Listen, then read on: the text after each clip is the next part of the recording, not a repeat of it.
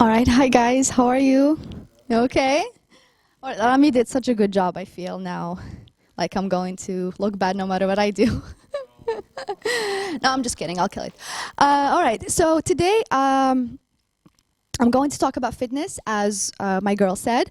One of the questions I get asked on a daily basis is, why this lifestyle? Why did you choose this? What made you get into fitness?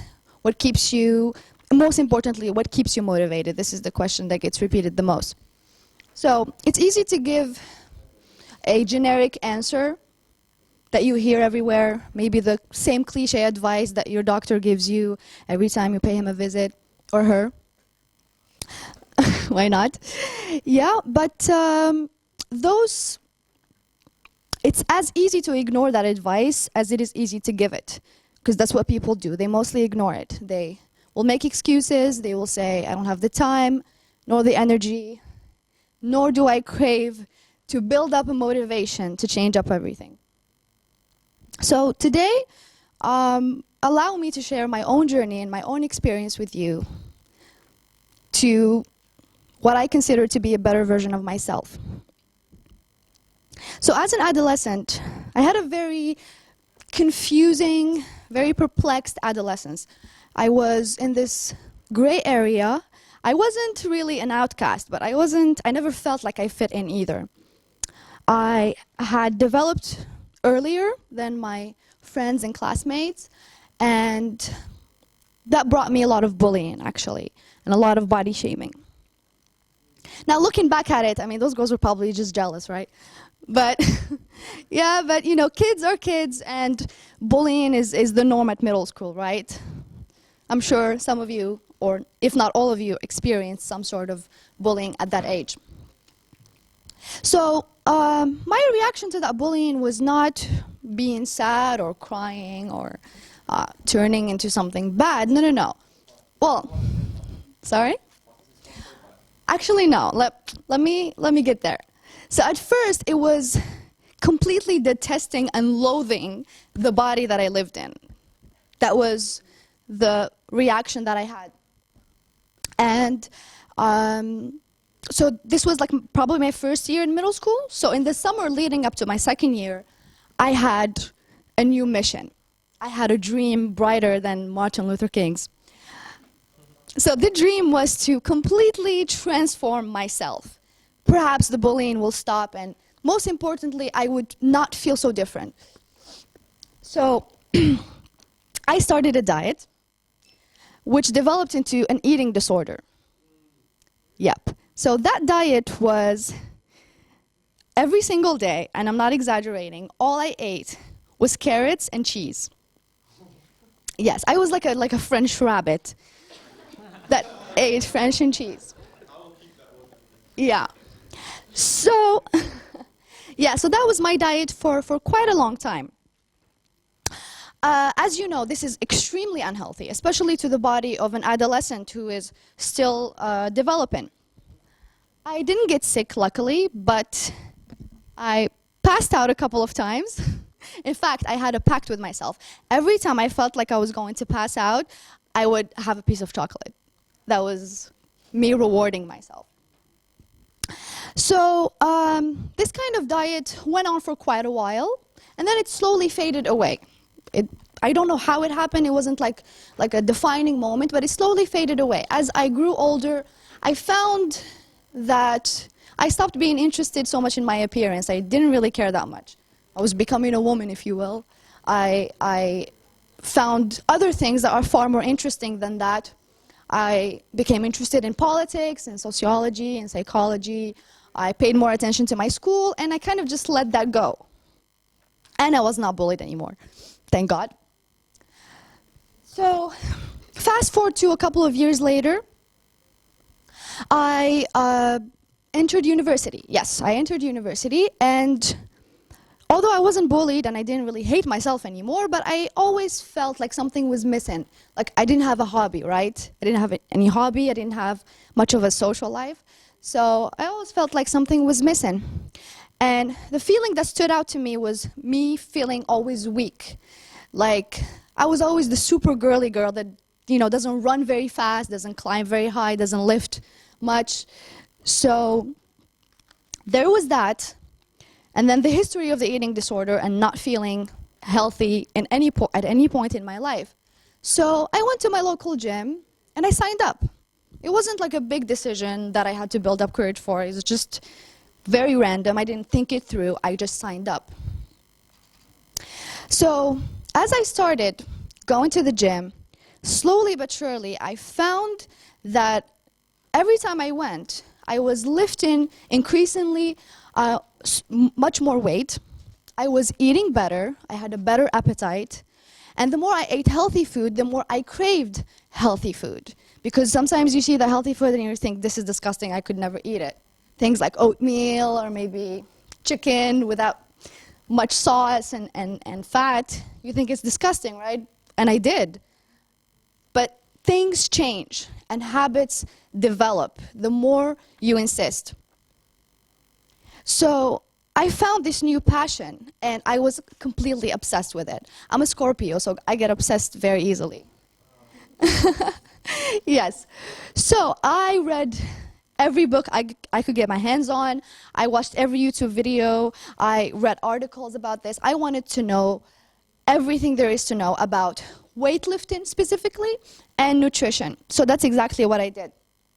And I felt so passionate about this. It was like, I didn't love how it made me look. I loved how it made me see myself through a new lens. I didn't feel weak anymore. I lived in this body for, at that point, 19 years old, 19 years, and I never knew that it could do this. I never knew that I could push it this far. I never knew that I could actually be strong. So, after this brand new discovery, I noticed that fitness did not just affect my happiness. Fitness affected a lot more. And let me tell you exactly what it affected. See, besides this eating disorder, I also had anxiety. Well, I still have anxiety. I am someone who's very extremely anxious. I overthink a lot of things, and sometimes I find it difficult to do easy things like getting out of bed or talking to people. So I could tell you all the health benefits of working out, but I'm sure you probably already know it, right? When you work out, your brain literally becomes bigger in size, okay? Let me see if I remember this. Your prefrontal cortex and your hippocampus. Yeah, any science students? Was that correct? Thank you. I'm not a science student. I had to Google this and memorize it. So, this is what happens. Okay, your brain is a muscle, yeah? The more you use it, the bigger it gets. With working out, it's kind of the same thing. The more you work out, the bigger your hippocampus and prefrontal cortex gets, which will decrease your chances of having diseases like dementia and Alzheimer's. But I'm sure you're all too young to care about this, right? Long-term results are not really interesting or nice to hear about. So let's talk about something more immediate. Every time you work out, your brain releases certain hormones that make you feel good. They instantly boost your mood. Things like serotonin, which is called the happiness chemical. All right? When your brain releases serotonin, you immediately feel good. It's actually what they give patients of depression. But every time you work out, your brain just releases this naturally, right? You don't have to spend money on buying serotonin. We also have endorphins and dopamine.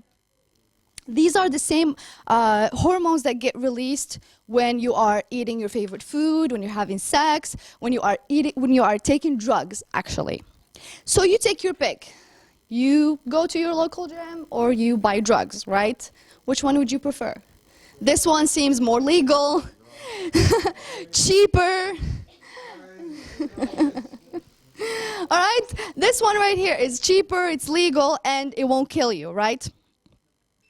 So, all right, so far we've talked about my eating disorder, we've talked about my anxiety. I sound very unstable, right? I sound like I have a lot of issues. Anyways, I'm working on myself. There's nothing wrong to have problems. You just need to work on yourself. So, the last question, and we said this is the most important one, which is how do you stay motivated? I know a lot of people who, say, all right, tomorrow I'm starting a diet. I'm going to the gym. I'm doing this. I'm doing that. And then I talk to them a week after and they say, oh, actually, maybe next week. Yeah, it's not time yet. I'll do it next time. So, flash news, motivation is a scam, okay? Motivation does not work. Motivation is probably like 10% of why I go to the gym. If by motivation you mean this burst of energy, right? This like decisiveness, which sometimes happen like at 2 o'clock at night when you're about to sleep and you're like, tomorrow I'm gonna get my life together.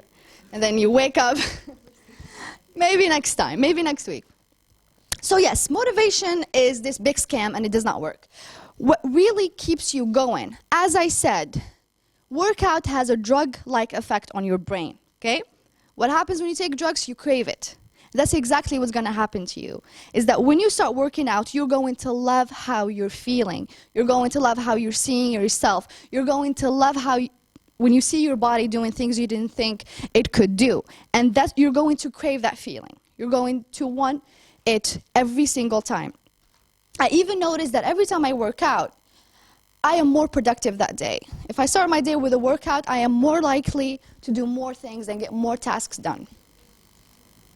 So, as I said, motivation is a scam, and you need to keep going back to the gym and maintaining this lifestyle through just craving it and enjoying it.